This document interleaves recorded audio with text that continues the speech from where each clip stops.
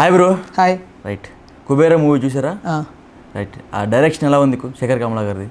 Direction wise నాకు తెలిసి previous సినిమాస్తో పోలిస్తే ఆయన కొంచెం ఈ మధ్య బాగా ఎక్కువగా స్క్రిప్ట్ రైటింగ్ మీద కానీ, ప్రొడక్షన్ వాల్యూస్ గురించి కానీ, the same time content development గురించి కానీ, స్టోరీ టెల్లింగ్ గురించి కానీ ఆయన చాలా బాగా ఫోకస్ పెట్టాడు అనిపించింది. అండ్ చాలా వరకు డైరెక్షన్ స్కిల్స్ అందరికీ ఉన్నట్టే కనిపిస్తుంది కానీ, బట్ పర్టికులర్గా శేఖర్ కమలాలో మాత్రం ఒక సపరేట్ ఫ్లేవర్, ఒక సపరేట్ ఎసెన్స్తో ఉంటాయి ఆయన ఫిలిమ్స్. చాలా మీనింగ్ఫుల్గా ఉంటాయి. అట్ ద సేమ్ టైం చాలా అంటే ఒక నార్మల్ స్టోరీయే కదా అనిపిస్తుంది, బట్ ఆ స్టోరీని ప్రొజెక్ట్ చేయడంలో చాలా కష్టపడతాడు ఆయన, అది మాత్రం నాకు అర్థమైంది. At the same time Shekhar Kammula కంటూ ఒక సపరేట్ ఫ్యాన్ బేస్, ఒక సపరేట్ మార్క్ ఉంది. అంటే లైక్ పూరి, లైక్ త్రివిక్రమ్, కానీ అంత పెద్ద కమర్షియల్గా అవ్వలేకపోయిన సక్సెస్, బట్ ఈ మధ్య కమర్షియల్గా స్టార్ట్ చేసినట్టయితే కనిపిస్తుంది. కుబేరాతో మోస్ట్లీ ఆయన కమర్షియల్ డైరెక్టర్గా మినిమం ఒక 100 కోట్లు కలెక్ట్ చేస్తే మాత్రం ది బెస్ట్ ఆయనకైతే ఆయన కెరీర్లో ఇదే ఉంటుంది. And at the same time ఫిదా కూడా వచ్చింది, కానీ ఫిదా is a normal story, normal village love story kind of. తర్వాత కొన్ని స్టోరీస్ వచ్చినప్పటికీ అవి అంత వర్కౌట్ అవ్వలేదు.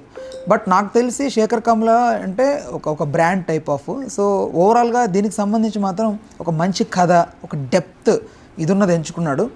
అట్ ద సేమ్ టైం ఇద్దరు స్టార్స్ని పెట్టి, పెద్ద స్టార్స్ వాళ్ళు, తెలుగులో నాగార్జున గారు, తమిళ్లో ధనుష్, రష్మిక మందన నేషనల్ క్రష్, ఇలాంటి ఒక ముగ్గురిని పెట్టి వాళ్ళ చేత ఇలా అంటే ఒక వెట్రిమారన్ టైప్లో అలా తీసుకెళ్ళడం, చాలా డౌన్కి తీసుకెళ్ళి వాళ్ళని ఒక భిక్షగాడిలాగా తీసుకెళ్ళడం అనేది నాకు చాలా బాగా అనిపించింది. At the same time Nagarjuna గారు కూడా ఆయన క్యారెక్టర్కి వర్త్ అనిపించింది. ఓవరాల్గా స్టోరీకి సంబంధించి అయితే ఆయన మంచిగా డైరెక్ట్ చేశాడు. స్టోరీ టెల్లింగ్ ఎలా ఉంది మరి?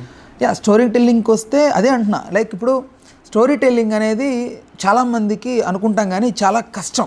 వై? బికాస్ మనం స్టోరీ రాసేటప్పుడు మనకు నచ్చినట్లుగా రాసుకుంటాం, బట్ ప్రాక్టికాలిటీకి తీసుకొచ్చి దాన్ని డైరెక్షన్ చేస్తూ దాన్ని మనం అనుకున్న విజన్ని ఎగ్జాక్ట్గా స్క్రీన్ మీద ప్రొజెక్ట్ చేయడం అనేది ఇట్స్ నాట్ ఏ జోక్, చాలా కష్టం. అది మల్టిపుల్ టాస్క్లు ఉంటాయి, మల్టిపుల్ సిచ్యువేషన్స్ ఎదురవుతాయి, బట్ వాటన్నిటిని బేర్ చేసుకుంటూ ఎదిరిస్తూ ముందుకెళ్ళి ఒక స్టోరీని అనుకున్నట్లుగా తెర మీదకి తీసుకొచ్చి ప్రొజెక్ట్ చేయడంలో నాకైతే అతను చాలా బాగా ఎగ్జిక్యూట్ చేసాడు అనిపించింది. అట్ ద సేమ్ టైం ఎక్కడా కూడా ఆయన ఎక్కడ డౌన్ అవ్వలేదు. అట్ ద సేమ్ టైం మెయిన్గా ఈ హీరోస్ కూడా వీళ్ళ క్యారెక్టర్స్ని ప్రజెంట్ చేసే విధానం కూడా డౌన్ చాలా వెళ్తే మొత్తంగా వెళ్ళిపోయారు, చాలా లోతుకి వెళ్ళిపోయి మరీ చేయడం జరిగింది. అండ్ ఒక సీన్ ఉంటుంది, చెత్త కుప్పలో Rashmika Mandanna at the same time Dhanush ఇద్దరు ట్రావెల్ చేస్తారు. అది చెత్త ఆర్ట్ డిపార్ట్మెంట్ వేసిన చెత్త అయినప్పటికీ కూడా అలాంటి సీన్స్లో యాక్ట్ చేయాలంటే కొంచెం కష్టంగా ఫీల్ అవుతారు. బట్ వీళ్ళు అలాంటివి కూడా చేస్తూ స్టోరీని డెప్త్ కోసం ఎంతో ప్రయత్నిస్తూ చేసి నాకైతే చాలా బాగా అనిపించింది. ఓకే, స్క్రీన్ ప్లే ఎలా ఉంది అండ్ ప్రొడక్షన్ వాల్యూస్ ఎలా ఉన్నాయి? And screen play is like అదే, ఇప్పుడు స్టోరీ ఉంది, స్టోరీని మనం స్టోరీ ఎప్పుడు మెర్జ్ అవ్వవు. వై? బికాజ్ మనకంటూ కొన్ని ఎక్స్పెక్టేషన్స్ ఉంటాయి, స్క్రీన్ మీద నాకు ఇలా ఉండాలి, అలా ఉండాలి, అలా రావాలని. అండ్ స్టోరీకి అది వర్కౌట్ అవ్వదు. స్క్రీన్ ప్లే వేరు ఉంటుంది, స్టోరీ వేరు ఉంటుంది. ఫర్ సపోజ్ ఇప్పుడు ఒక నార్మల్ బెంచ్ ఆడియన్స్ ఉంటారు, 100 రూపీస్ టికెట్, 50 రూపీస్ పెట్టి వెళ్ళే టికెట్, వాళ్ళకి ఏంటి ఫైట్లు కావాలి, వాళ్ళకి సాంగ్స్ కావాలి, ఐటమ్ సాంగ్స్ కావాలి. సో ఇలా వాళ్ళు ఆలోచించి థియేటర్కి వెళ్తారు. కొంతమంది కామెడీ కోరుకుంటారు, వెళ్ళిన తర్వాత అవి లేవంటే డిసప్పాయింట్ అవుతారు. బట్ ఆ సినిమా ఏంటి? ఫర్ సపోజ్ భిక్షగాడు సినిమా, దీనికి రిలేటెడ్గా వచ్చిన పార్ట్ 1 అనుకోవచ్చు. సో భిక్షగాడు సినిమాలో నువ్వు వెళ్ళి ఫైట్లు కావాలి, సాంగ్ కావాలి, ఐటమ్ సాంగ్ ఉండాలి అంటే ఎలా కుదురుతుంది? అది స్టోరీ వేరు, స్క్రీన్ ప్లే వేరు కదా. So most of the Telugu audience అందరూ కోరుకునేది స్క్రీన్ ప్లేనే. సో స్క్రీన్ ప్లే కోరుకుంటారు కానీ బట్ స్టోరీ వర్కౌట్ అవ్వదు, స్టోరీ కోసం చూసి స్క్రీన్ ప్లే వర్కౌట్ అవ్వదు. ఇవి రెండు కలిపి పర్ఫెక్ట్గా ఎగ్జిక్యూట్ చేసే ఏకైక డైరెక్టర్ నాకు తెలిసి దట్ ఈజ్ రాజమౌళి అని నేను అనుకుంటున్నాను. దాని తర్వాత ఇప్పుడు శేఖర్ కమలా మాత్రమే ఈ రెండింటిని బ్యాలెన్స్ చేసి పర్ఫెక్ట్గా ఎగ్జిక్యూట్ చేశాడు అనేది అనిపించింది. అండ్ ప్రొడక్షన్ వాల్యూస్ మెయిన్గా ఇప్పుడు నాగార్జున గారి రెమ్యునరేషన్ చాలా లీస్ట్లో ఉంది. నాకు తెలిసి ఆయన 6 CR or 5 CR తీసుకుంటారు పర్ ఫిల్మ్కి. ధనుష్ అంటే ఓకే, మోర్ దాన్ 50 CR తీసుకునే హీరో, తమిళ్లో మంచి మార్కెట్ ఉన్న వ్యక్తి. అండ్ ఇప్పుడు తెలుగులో ఆడాలి అని అంటే నాగార్జున గారిని ఒక అంచనా వేసుకోవాలి, డైరెక్టర్ కానీ, ప్రొడక్షన్ వాల్యూస్ సంబంధించి ప్రొడ్యూసర్స్ కానీ. ధనుష్ అంటారా, ఓకే, ఆయనకి పెట్టిన ఎఫర్ట్కి, ఆయన పెట్టిన దానికి, ఆయన తీసుకున్న రెమ్యునరేషన్కి, అట్ ద సేమ్ టైం సినిమాలో ఆయన చేసిన దానికి తమిళనాడు నుంచి ఎంతో కొంత రెవెన్యూ జనరేట్ అవుద్ది. బట్ శేఖర్ కమలా గారికి అంత మార్కెట్ ఉందా అంటే లేదు. ఆయన మార్కెట్ మహా అయితే బ్లాక్ బాస్టర్ అయితే 50 CR దాటుద్ది. సో ఇది ఓవరాల్గా 100 CR పెడితే వాళ్ళకి 100 CR కొట్టడం అనేది it's possible thing. But Kubera అనేది ఇట్స్ పాన్ ఇండియన్ లెవెల్లో రిలీజ్ చేయడం అనుకున్నారు, పాన్ ఇండియన్ లెవెల్లో రిలీజ్ చేశారు. బట్ కొన్ని దగ్గరలో ఆడట్లేదు. పైగా ఇప్పుడు తమిళ్లో ఏదో సంథింగ్ కాంట్రవర్సీ జరుగుతుంది ధనుష్కి సంబంధించి. చాలామంది సినిమా కూడా చూస్తారో లేదో తెలియదు. పైగా స్కూల్స్ ఇప్పుడే స్టార్ట్ అయ్యి, ఇది సమ్మర్లో వచ్చి ఉంటే బాగుండేది అనిపించింది నాకు. బట్ ఓకే, స్కూల్ స్టార్ట్ అయిన తర్వాత రావడం అండ్ నెక్స్ట్ వీక్లోనే కన్నప్ప ఉంది ఎలాగో. సో దీనికి సంబంధించి ఎలా ఈ 1 వీక్ ఆడితే దీని ప్రకారంగా నా అంచనా ప్రకారం ఇది అనుకున్న కలెక్షన్స్ చేయలేకపోవచ్చు. ప్రొడక్షన్ వాల్యూస్ వీళ్ళు పెంచే చేశారు, చాలా గ్రాండ్గా అనిపిస్తుంది. శేఖర్ కమలా యొక్క ఫ్రేమింగ్ అనుకున్నట్టుగా అయితే కనిపించలేదు నాకు. అండ్ మోస్ట్లీ గ్రాండీరే ఉంది దీంట్లో. సో లైక్ ఎవరి ఇన్వాల్వ్మెంట్ ఉందో, ఎవరు ఎందుకు దీన్ని ఇంతగా గ్రాండీర్గా తీయాలని చెప్పారో ఏమో, కానీ మొత్తానికైతే కొంచెం పెద్ద బొమ్మ అనిపిస్తుంది. రైట్. మ్యూజిక్ ఎలా ఉంది? ఎందుకంటే ఈ సినిమాలో DSP మ్యూజిక్ కొట్టాడు కాబట్టి మ్యూజిక్ ఎలా ఉంది? మ్యూజిక్ పరంగా DSPది అంత మార్క్ అనిపించలేదు. DSP మార్క్ ఏంటో మనకు పుష్ప ద్వారా తెలుసు రీసెంట్ టైమ్స్లో. అండ్ ఆయన కొట్టిన కొట్టుడికి చెవులు బద్దలైపోయాయి. అలాంటి మ్యూజిక్ డైరెక్టర్కి ఇందులో స్కోప్ లేదు. వై? బికాస్ ఇందులో సాంగ్స్ లేవు. 2 సాంగ్స్ ఏదో అనుకుంటే అందులో ఒక్క సాంగ్ సినిమాలో ఉంటుంది, పోయిరా పోయిరా మామ. సో ఆ సాంగ్ మాత్రమే కొంచెం అనిపిస్తుంది తప్ప DSP బెంచ్ మార్క్ సెట్ చేశాడు. యాక్చువల్లీ DSPకి ఇలాంటి సినిమాలు వర్కౌట్ అవుతాయి. అతను చాలా బాగా ఈ సినిమాలు హ్యాండిల్ చేస్తాడు. తన మ్యూజిక్తో బాగా ఎక్కడికో లేపుతాడు, ఎమోషనలైజ్ చేస్తాడు. బేసిక్గా ఈ భిక్షగాడు ఈ కైండ్ ఆఫ్ దానికి సో కొంచెం మ్యూజిక్ యాడ్ అవ్వాలి, ఎమోషనల్లీ మనల్ని కనెక్ట్ చేయగలగాలి. అలాంటి టైంలో DSP ఎక్కువ ప్రిఫర్ దీనికి బాగా పెట్టుంటే బాగుండేది అనిపించింది. ఈ మధ్యకాలంలో వినిపిస్తున్న దాని ప్రకారం DSP కంటే కూడా DSP యొక్క ఆ ట్రూప్ ఇన్వాల్వ్ అయ్యి సినిమాలు చేస్తున్నారు, DSP డైరెక్ట్గా ఇన్వాల్వ్ అవ్వట్లేదు అనేది వినిపిస్తుంది. అండ్ సినిమా చూస్తే మీకు కనిపిస్తుంది కూడా. ఓవరాల్గా DSP గురించి దీనిలో పెద్దగా ఏం మనం ఎలివేటెడ్గా మాట్లాడాల్సిన అంత స్కోప్ లేదనిపిస్తే నా అభిప్రాయం. అసలు స్టోరీ లైన్ ఏంటి? స్టోరీ లైన్ ఒక ముక్కలో చెప్పాలంటే లైక్ చాలా richest person and also a business man. అతనికి ఏంటంటే ఇండియాకి సంబంధించి అండ్ వరల్డ్ వైడ్కి సంబంధించి అతనే నెంబర్ 1 కుబేరుడుగా ఉండాలి అనేది అతని యొక్క ధ్యేయం. అయితే గవర్నమెంట్కి రిలేటెడ్గా ఒకటి అంటే మనకు సొత్తు, ప్రజల సొత్తుకు సంబంధించింది ఒకటి బయటపడుతుంది.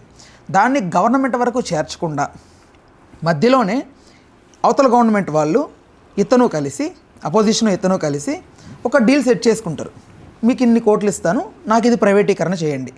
ఓకే, ఫిక్స్ అయిపోద్ది డీల్. ఫిక్స్ అయిపోయిన తర్వాత సగం బ్లాక్ సగం వైట్. సో ఈ ట్రాన్సాక్షన్ని స్కామ్ రూపంలో కాకుండా నార్మల్గా అంటే నార్మల్ ట్రాన్సాక్షన్ లాగా పెట్టడం కోసం నాగార్జున CBIలో పనిచేసి ఉంటాడు ఇదివరకు. సో అతను జైల్లో ఉన్న అతన్ని బయటికి తీసుకొస్తారు బికాస్ దీన్ని మార్చడం కోసమే.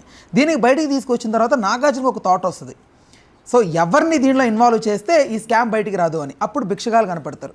కనపడ్డప్పుడు ధనుష్ వస్తాడు. ధనుష్తో పాటు 4 వస్తారు. 4లో ఆ ట్రాన్సాక్షన్స్ అయిపోయిన తర్వాత 3 వేసేస్తారు. ధనుష్ తప్పించుకుంటాడు. ధనుష్ నెత్తి మీద 10,000 కోట్ల రూపాయల ట్రాన్సాక్షన్ ఆగిపోయి ఉంటుంది. ఆ 10,000 రూపాయల ట్రాన్సాక్షన్ కోసం పరిగెడుతుంది, సినిమా అంతా పరిగెడుతుంది. మధ్యలో రష్మిక పరిచయం అవుతుంది, సంబంధం ఉండదు అసలు ఆ అమ్మాయికి. పరిచయం అయిన తర్వాత ధనుష్ ఎంత ట్రై చేసినా దొరకడు. ధనుష్కి హెల్ప్ చేసే వాళ్ళు చచ్చిపోతారు. సో ఎన్నో ఇబ్బందులు పడి లాస్ట్కి ఏదైతే ధనవంతుడు ఈ మొత్తం దీనంతా తీసుకొని కొంచెం ప్రపంచ అగ్ర కుబేరులు అతను ఒకటిగా ఉండాలనుకుంటాడు. సో అతన్ని లాస్ట్కి తీసుకొచ్చేసరికి చెత్త కుప్పలో, అంటే భిక్షం కూడా ఎత్తిస్తాడు అంత కండిషన్స్ పెట్టి, అట్ ద సేమ్ టైం చెత్త కుప్పలో చావు వచ్చేలా చేస్తాడు. అండ్ ధనుష్ ఇందులో మాత్రం కీలో ప్లే చేశాడు అనిపించింది. ఓవరాల్గా అయితే లైన్ ఇది. అండ్ లైన్ ఇలా ఉంది కదా సింపుల్ అనుకోకండి, చాలా బాగా స్టోరీని అయితే ఎగ్జిక్యూట్ చేశారు వాళ్ళు, మంచి ఎమోషన్స్ పెట్టి. Okay, right. ఓవరాల్గా ధనుష్ గురించి, నాగార్జున గురించి అండ్ రష్మిక మందన గురించి ఏం చెప్తావు? Right, first of all Dhanush గురించి మాట్లాడుకోవాలి మనం. ధనుష్ ఇలాంటి క్యారెక్టర్స్ ఇది వరకు చేశాడు, లైక్ కొంచెం రారిస్టిక్గా కొంచెం ఇలాంటివి చేసినప్పటికీ, బట్ ఇది కొంచెం నాకు ఎందుకు డిఫరెంట్గా అనిపించింది. ఎమోషన్స్ అండ్ ఎక్స్ప్రెషన్స్ సేమ్గా అనిపిస్తాయి ధనుష్లో. అండ్ వర్సటైల్ యాక్టర్ అని చెప్పలేం, కానీ మోస్ట్లీ ఎక్స్ప్రెషన్స్ అన్ని కలుస్తుంటాయి, సిమిలర్గా ఉంటాయి. బట్ క్యారెక్టర్ కోసం అతను పడ్డ తపన, అతను చేసిన తీరు, అతను ఓన్ డబ్బింగ్ చెప్పాడు అనుకుంటున్నాను నేను. సో ఆ ఓన్ డబ్బింగ్ చెప్పే తీరులో కానీ, అతను కష్టపడ్డ విధానం కానీ, తెలుగుని అనువాదం చేసుకొని చాలా క్లియర్గా మాట్లాడడానికి అతను చేసినటువంటి కృషి, ఇదంతా కూడా నాకు బాగా అనిపించింది. అండ్ హీరోస్ అనుకుంటాం కానీ తమిళ్లో ఇలాంటి క్యారెక్టర్స్ వర్కౌట్ అవుతాయేమో, కానీ తెలుగులో కొంచెం కష్టంగానే ఉంటుంది. మోస్ట్లీ మన తెలుగు వాళ్ళకి ఏంటంటే హీరో కొంచెం క్లాస్గా ఉండాలి, ఇలా అలా ఉండాలి. బట్ భిక్షగాడికి ఒక్కదానికి అది వర్కౌట్ అయింది. అట్లా కాకుండా కొంచెం రా రస్టిక్గా ఉంటాడు, ఇదిగా ఉంటాడు, కొంచెం ఇట్లా భిక్షం ఎత్తుకుంటాడంటే తెలుగు హీరోస్ని కొంచెం ఓన్ చేసుకోవడం కష్టం. అండ్ ధనుష్ ఓవరాల్గా నాకు అర్థమైన దాని ప్రకారం అయితే ఈ సినిమాతో ఒక మెట్టు ఎక్కాడని అనుకుంటున్నాను. శేఖర్ కమ్ల అతన్ని డీల్ చేసిన విధానం చాలా బాగా అనిపించింది. అండ్ మోస్ట్లీ తమిళ్ స్టార్స్ హీరోస్ని మన తెలుగు డైరెక్టర్స్ డీల్ చేయడం చాలా కష్టం. వై బికాజ్ సో వాళ్ళకంటూ కొన్ని ఇది ఉంటాయి, మనకు కొన్ని ఉంటాయి. ఇప్పుడు బాలీవుడ్ హీరోస్ ఉంటారు, వాళ్ళని హ్యాండిల్ చేయడం కూడా చాలా కష్టం. సో మనకు అలవాటైన హీరోస్ వేరుంటుంది, వాళ్ళ పద్ధతులు అక్కడ వాళ్ళు వేరుంటుంది. సో ఈ వీటిలన్నింటిని హ్యాండిల్ చేసుకొని ధనుష్ ఎంతో కామ్గా నీట్గా మొన్న ఒక ప్రీలీజ్ ఈవెంట్లో కూడా చెప్పాడు, నేను డేట్స్ ఇస్తే నా చేత అడుక్కొని ఇచ్చాడని. బట్ ఇలాంటి క్యారెక్టర్స్ చేస్తేనే మీరేంటో మీ యొక్క ప్రత్యేకత ఏంటో తెలుస్తుందని అయితే నాకు అనిపించింది. అండ్ నెక్స్ట్ రష్మిక గురించి మాట్లాడాలి. సో రష్మిక మందనాకి ఎక్కువ ఎక్స్పెక్టేషన్స్ పెట్టుకొని మీరు వెళ్ళి సినిమాలో డిసప్పాయింట్ అయ్యి అమ్మాయి గ్లామర్గా లేదు లైక్ అండ్ వేస్ట్ అట్లే ఉండదు. అనుకోకుండా పరిచయం అవుతుంది ఆ క్యారెక్టర్ అనేది, అనుకోకుండా తీసుకొస్తారు. అండ్ గ్లామర్ చూపెట్టాలని కాదు, స్టోరీలో ఒక పార్ట్. అండ్ ఆ అమ్మాయి కొన్ని దగ్గర కీ రోల్ ప్లే చేసింది, చాలా మంచిగా కూడా ప్లే చేసింది, మంచి పర్ఫార్మరే అతను ఎలాగో. అట్ ద సేమ్ టైం తన వల్ల కొంచెం హ్యూమర్ పండుతుంది. తనకు సంబంధించిన ఒక సాంగ్ ఏదో సినిమాలో పెట్టలేదు, అది కొంచెం డిసప్పాయింట్ అయ్యారు, ఒక సాంగే ఉంది. అండ్ రష్మికకి సంబంధించి దీంట్లో గట్టిగా మాట్లాడాల్సింది ఏం లేదు. స్టోరీ పరంగా ఆ అమ్మాయి అయితే నీడే, బట్ నో ఎక్స్పెక్టేషన్స్. ఇంకా లాస్ట్ అండ్ ఫైనల్ మన నాగార్జున గారికి సంబంధించి ఇది ఖచ్చితంగా ఒక బ్రేక్ త్రూ. అండ్ నేను కోరుకుంటుంది పర్సనల్గా ఆయన తమిళనాడుకి వెళ్ళి తమిళ్ ఫిలిమ్స్లో సెకండ్ ఇన్నింగ్స్ స్టార్ట్ చేసి తన కెరియర్ని ఒక విలన్ గానో లైక్ జగత్ బాబు లాగా ఇలా ఏదైనా పెట్టుకుంటే, యాంటాగనిస్ట్లో ఏదో ప్లే చేస్తున్నారు కూలీలో కూడా, ఇలా ఏదైనా ప్లే చేసి ఆయన కొంచెం ఆయన కెరీర్ని అక్కడే బిల్డ్ చేసుకుంటే బాగుండేనైతే నా అభిప్రాయం. అండ్ నాగార్జున గారు దీంట్లో స్కోప్ ఉన్న క్యారెక్టరే, బట్ ధనుష్ డామినేట్ చేసాడేమో అనిపించింది నాకు. మోస్ట్లీ కామ్గా తొక్కేసాడని అనుకోవచ్చు. అండ్ నాగార్జున గారికి ఇది వర్కౌట్ అయిందా అని అంటే వర్కౌట్ అయింది, బట్ కాకపోతే హీరో ఈయన కాదని తేలిపోద్ది లాస్ట్ వరకు వచ్చేసరికి. అండ్ ఓవరాల్గా నాకు అనిపించిన దాని ప్రకారం ధనుష్ వన్ మ్యాన్ షో చేసి పడేశాడు దీంట్లో, రైట్. అయితే ఇది కలెక్షన్స్ పరంగా ఎంత వెళ్ళొచ్చు అని చాలామంది అనుకుంటున్నారు. కలెక్షన్స్ పరంగా 100 CR అంతకు మించి. ఓవరాల్గా కుబేరా మూవీ గురించి ఒక్క మాటలో చెప్పాలని నేను చెప్తాను. ఒక్క మాటలో అంటే ఇప్పుడు టైటిల్ జస్టిఫికేషన్ గురించి మాడాలి. అంటే కుబేరా అన్న టైటిల్కి జస్టిఫికేషన్ దొరికిందా అని అంటే దొరకలేదనే చెప్తాను నేను. ఎందుకంటే కుబేరా అనేది ఒక లాస్ట్కి వచ్చేసరికి ఒక చిన్న పాయింట్ దగ్గర ఎండ్ చేస్తారు. బట్ ముకుంద ఫిలిం లాగే, ముకుంద ఫిలింలో కూడా ముకుంద అనేది జస్ట్ హీరో ఫ్రెండ్ క్యారెక్టర్ని తీసుకొచ్చి సినిమా టైటిల్గా పెట్టడం సంబంధం లేకుండా ఉందనిపించింది. కాకపోతే కుబేరా అనేది ఏంటంటే ఓవరాల్గా డబ్బుకు రిలేటెడ్గా ఉన్న నేమ్, సినిమాలో డబ్బు రిలేటెడ్గా ఉన్న థింగ్సే కాబట్టి, మొత్తం డబ్బే కాబట్టి ఆ కుబేరా అనేది అక్కడక్కడ జస్టిఫికేషన్ తగిలింది తప్ప ఓవరాల్గా టైటిల్ పరంగా జస్టిఫికేషన్ వచ్చిందా రాలేదా అని అంటే నాకైతే రాలేదు. రైట్, అంతే.